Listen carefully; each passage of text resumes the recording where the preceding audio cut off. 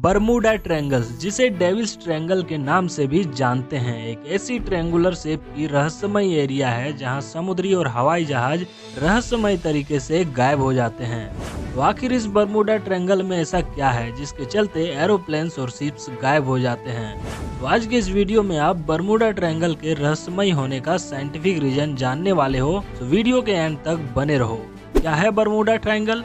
हमारी पृथ्वी और हमारा यूनिवर्स रहस्यों से घिरा हुआ है और इन रहस्यों को समय समय पर साइंस की सहायता से समझाया जाता है। ऐसी ही एक रहस्यमय एरिया है बरमूडा ट्रायंगल या डेविल्स ट्रायंगल।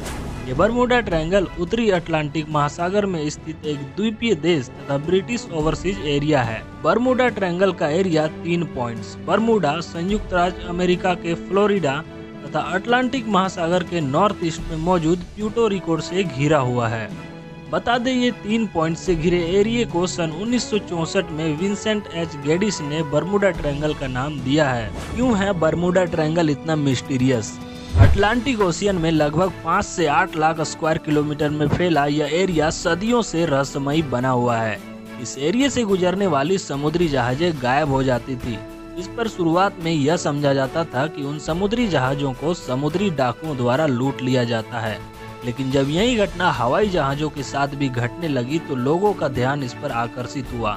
जैसे जैसे यह एरिया वायरल होना शुरू हुआ तो इस पर मूवीज भी बननी शुरू हो गई और इन मूवीज ने बरमूडा ट्रायंगल को और मिस्टीरियस यानी रहस्यमयी बना दिया, जिससे लोगों के मन में बरमूडा ट्रायंगल को लेकर कई तरह के गलत विचार घूमने लगे और लोगों ने इस एरिया को लेकर अपने अपने स्तर पर तर्क देने भी लगे। बरमूडा ट्रायंगल को लेकर लोगों के मन में इतना डर बैठ गया था कि वो इस जगह के बारे में ये समझने लगे थे कि इस एरिया में कोई शैतानी शक्ति रहती है। तो कईयों का मानना था कि बरमूडा ट्रायंगल में समुद्री शैतान रहते हैं जो वहाँ से गुजरने वाली जहाजों को अपना शिकार बनाती है। और ज्यादातर लोगों का यह मानना था कि बरमूडा ट्रायंगल का जो एरिया है वो एलियंस के प्लैनेट्स तक जाने का रास्ता है और ये भी मानते थे कि इस एरिया से गुजरने वाले जहाजों को एलियंस अपने प्लैनेट्स पर ले जाते हैं और इस पर रिसर्च करते हैं। इन सभी के अलावा बरमूडा ट्रायंगल को लेकर और भी कई धारणाएं मौजूद है जो आज तक साबित नहीं हो पाई है। अगर आप यहाँ तक पहुँच चुके हो तो आपको हमारा ये वीडियो पसंद आ रहा है। अगर हाँ तो सोच क्या रहे हो यार, वीडियो को लाइक और चैनल को सब्सक्राइब कर लो ताकि फ्यूचर में आप ऐसे इंटरेस्टिंग एंड नॉलेजेबल वीडियो का मजा ले पाएं। अभी तक आपने यह जाना कि बरमूडा ट्रायंगल क्या है और इससे जुड़ी लोगों की अटपटी धारणाएं। तो चलिए अब जानते हैं कुछ रियल घटनाओं के बारे में जो बरमूडा ट्रायंगल में घटित हुई है। बरमूडा ट्रायंगल के दायरे में कई दुर्घटनाएं घट चुकी है। कहा जाता है इस एरिया से सैकड़ों की संख्या में जहाज दुर्घटनाग्रस्त हो चुके हैं तथा हजारों की संख्या में लोग मारे जा चुके हैं। इनमें से ज्यादातर जहाजों का तो नामो निशान भी नहीं मिल पाया। 5 सितंबर 1872 इस दिन मैरी सेलेस्ट जहाज न्यूयॉर्क से अपने डेस्टिनेशन के लिए रवाना हुआ, लेकिन दुर्भाग्यवश मैरी सेलेस्ट अपने डेस्टिनेशन यानी गंतव्य तक कभी पहुंच ही नहीं पाया। कई खोज और प्रयासों के बाद जहाज बरमूडा ट्रायंगल के एरिया में पाया गया। इस घटना की सबसे चौंकाने वाली बात यह थी कि जहाज में मौजूद सभी चीजें सही सलामत थी, लेकिन ना तो जहाज में जहाज को चलाने वाला चालक था और न ही उसका कोई साथी। साल 1881 में एक जहाज एलन ऑस्टिन अपने सफर में था, तभी उस जहाज में मौजूद एक साथी को एक अनजान जहाज बरमूडा ट्रायंगल के एरिया में दिखाई दिया। तभी जहाज में मौजूद लोगों ने उस अनजान जहाज की ओर जाने का सोचा। जहाज के पास पहुँचने के बाद उसने काफी आवाजें लगाई, लेकिन उस अनजान जहाज में कोई भी नहीं था सिवाय खाने पीने के सामानों के अलावा। उसके बाद वो दोनों जहाज कहाँ गायब हो गए फिर कोई भी पता नहीं चल पाया। और इसी तरह बरमूडा ट्रायंगल के दायरे में आने वाले कई समुद्री जहाज दुर्घटना के शिकार हुए हैं। 5 दिसंबर 1945 इस दिन अमेरिकी एयरफोर्स के 5 F-19 जहाज बरमूडा ट्रायंगल के एरिया में प्रैक्टिस कर रहे थे। अचानक ही 5 F-19 जहाजों का कनेक्शन बेस स्टेशन से टूट गया और 5 हवाई जहाज रेडार से गायब हो गए। क्योंकि उस समय सेकंड वर्ल्ड वॉर का समय चल रहा था तो यह अंदाजा लगाया गया कि वो जहाज किसी देश के हमले का शिकार हो गया होगा। लेकिन जब उन 5 जहाजों की खोज में एक दूसरा हवाई जहाज PBM मैरिनर को भेजा गया तो PBM मैरिनर भी उस एरिया में प्रवेश करते ही रहस्यमय तरीके से गायब हो गई। और इसी तरह समय का पहिया आगे बढ़ता गया और धीरे धीरे सैकड़ों की संख्या में हवाई जहाज और समुद्री जहाज बरमूडा ट्रायंगल के एरिया से गायब होते गए। बरमूडा ट्रायंगल के इस क्षेत्र में हालिया दुर्घटना की अगर बात करें तो साल 2015 में एक मालवाहक जहाज SSEL फेरो इस क्षेत्र से लापता हो गया। जब इसकी जांच की गई तो SSEL फेरो जहाज समुद्र के अंदर 15,000 फीट की गहराई में पाया गया। इसी तरह पिछली साल यानी 28 दिसंबर 2020 को बहामास के बमिनी द्वीप से 20 यात्रियों के साथ फ्लोरिडा के लिए रवाना हुए एक नाव बीच रास्ते से ही गायब हो गई। इस जहाज की काफी खोजबीन की गई, लेकिन उस नाव और नाव में मौजूद 20 यात्रियों का कुछ भी पता नहीं चल पाया। यूँ तो बरमूडा ट्रायंगल में जो भी इंसान गया है वो लौट के नहीं आ पाया है, लेकिन कुछ ऐसे भी लोग हैं जो इस घटना से सही सलामत निकले भी हैं। इन्हीं में से एक है ब्रूस। 4 दिसंबर 1970 को ब्रूस, उसके पिता और उनका एक दोस्त बीचक्राफ्ट बोनांजा हवाई जहाज में बैठकर बहामास के एड्रोस द्वीप से फ्लोरिडा के लिए उड़ान भरी।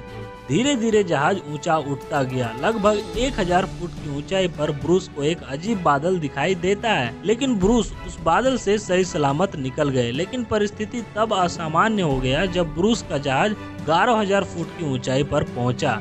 इतनी ऊंचाई में ब्रूस को एक बार फिर बादल दिखाई दिया। जैसे जैसे ब्रूस नजदीक पहुंचता गया, बादल भी विशालकाय होता गया। अब ब्रूस के पास कोई भी ऑप्शन नहीं था। ब्रूस का जहाज उस विशालकाय बादल में एंटर करता है। जैसे ही ब्रूस उस बादल में एंटर किए तो उन्हें कुछ भी दिखाई नहीं देने लगा। माहौल एकदम घनघोर रात की तरह हो गई थी। ब्रूस के अनुसार यह कोई तूफानी बादल नहीं था, क्योंकि उस बादल में वर्षा का कोई भी नामो निशान भी मौजूद नहीं था।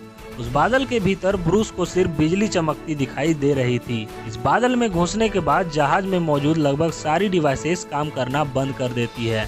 लगभग 30 मिनट बाद ब्रूस को बादल के दूसरे एंड में सूर्य की रोशनी दिखाई देती है। बादल से बाहर निकलने के बाद ब्रूस ने रेडियो कंट्रोल रूम में बात की, यह जानने के लिए कि वो कहाँ है। लेकिन रेडियो कंट्रोल रूम में बैठे ऑफिसर को ब्रूस का जहाज रेडार में नहीं दिख रहा था। ब्रूस ने जैसे तैसे करके अपनी जहाज को लैंड कराया। जहाज को लैंड कराने के बाद ब्रूस को यह पता चलता है कि वो मायामी में मौजूद है। आश्चर्य की बात तो यह है कि ब्रूस को उड़ान भरे सिर्फ 47 मिनट ही हुए थे, लेकिन यहाँ तक पहुँचने में करीब 1.5 घंटे का समय लगना चाहिए था। ब्रूस की यह बात काफी चौंकाने वाली थी कि जहाँ पहुँचने में हमें 1.5 घंटे का समय लगता है, वहाँ सिर्फ 47 मिनट में ही कैसे पहुँच गए। बरमूडा ट्रायंगल के बारे में आप काफी कुछ जान चुके हैं, तो चलिए अब जान लेते हैं कि इस पर हमारा साइंस क्या कहता है। आखिर क्यों बरमूडा ट्रायंगल में ऐसी घटनाएं घटती है। हमारे साइंटिस्टों ने बरमूडा ट्रायंगल को लेकर काफी रिसर्च किए हैं और समय समय पर अपनी एक अलग थ्योरी सामने रख देते हैं। हमारे साइंटिस्टों के अनुसार बरमूडा ट्रायंगल के एरिया में समुद्र के भीतर कई सारे ज्वालामुखीय पहाड़ मौजूद है और समय समय पर ज्वालामुखीय विस्फोट होता रहता है, जिसके कारण निकलने वाली मीथेन गैस पानी से मिलकर पानी के घनत्व यानी डेंसिटी को बहुत कम कर देते हैं, जिसके कारण समुद्री जहाज पानी में तैर नहीं पाते और डूब जाते हैं। हमारे साइंटिस्टों ने इसके अलावा एक और नई थ्योरी दी है। इस थ्योरी के अनुसार इस एरिया में रहस्य का संबंध पानी से नहीं बल्कि उसके ऊपर आसमान में छिपा हुआ है। नासा के सैटेलाइट से बरमूडा ट्रायंगल के एरिया को अच्छे से रिसर्च किया गया, जिससे उन्हें काफी बड़े बड़े हेक्सागोनल शेप के बादल दिखाई दिए। वैज्ञानिकों का यह मानना है कि बरमूडा ट्रायंगल में बेहद भारी चीजों को अपनी ओर खींच लेने की ताकत बादल के इसी शेप के कारण है। हमारे साइंटिस्टों के अनुसार हेक्सागोनल शेप के बादल किसी एयर बम की तरह वर्क करती है, जिससे हवा में बम धमाके जितनी शक्ति पैदा होती है और लगभग 170 मील प्रति घंटे की रफ्तार से यहाँ हवाएं चलती है, जो समुद्र में सुनामी जैसी स्थिति पैदा करती है। मतलब सीधे तौर पर हमारे साइंटिस्टों के रिसर्च के अनुसार ये हेक्सागोनल शेप के बड़े बड़े बादलों के कारण ही बरमूडा ट्रायंगल में ऐसी घटनाएं घटती हैं। इस वीडियो में इतना ही। आई होप आपको हमारे इस वीडियो से कुछ नया सीखने को मिला होगा, और अगर अभी तक आपने इस वीडियो को लाइक और चैनल को सब्सक्राइब नहीं किए हो तो सोचो मत यार, फटाक से लाइक और चैनल को सब्सक्राइब कर दो। और हाँ, आप अगला वीडियो किस टॉपिक के ऊपर देखना चाहते हो कमेंट बॉक्स में लिखना मत भूलना।